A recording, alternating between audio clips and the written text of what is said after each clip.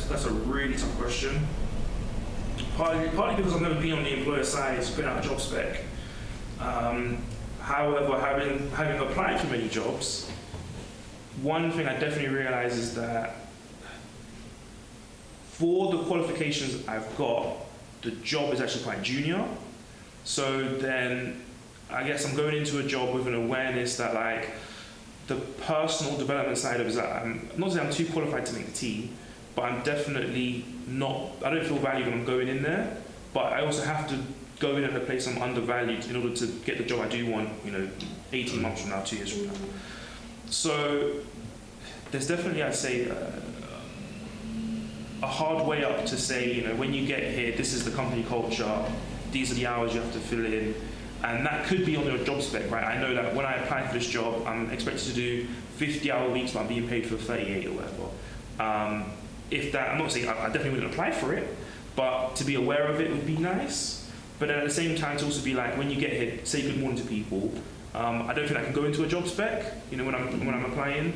I think that might be even something in your interview process sort of thing. To be like, hey, okay, thanks for joining. When we get here, this is what we're expected.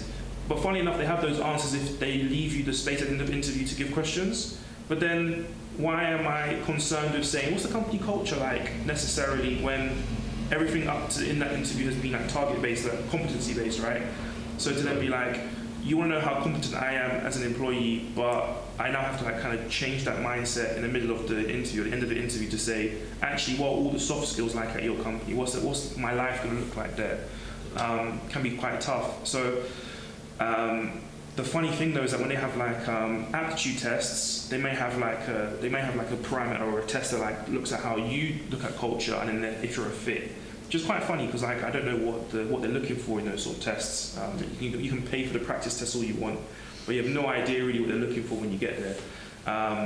So I think that's a really tough answer. I mean, it's a really tough question to answer because I don't necessarily know what an employer wants to know about me because I've not been in the employer's chair. You should before you're going in or before you're even applying.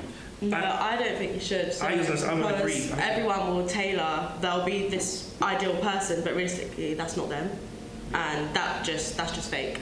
I also think honesty and transparency would be great from employers, but realistically, they're never going to say that you're going to be underpaid and overworked, which a lot of our generation are.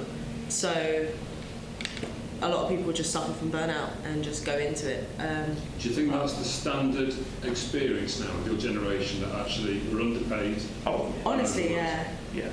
I mean, let's look at housing, for example, right? We're all young professionals, but to live in the community I grew up in, something that previous generations took for granted, is something I have to aspire to, which is kind of bonkers. To have a job in the the area, like the borough that my job is in, is somehow impossible. That I'm going to have to take on a commuter life, but then you go from what used to be an hour commute is reasonable, is ideal, to now going actually an hour and a half is reasonable, to actually maybe you should consider 2 hours, and then you realise that you'll spend more on travel than if you had just been ripped off.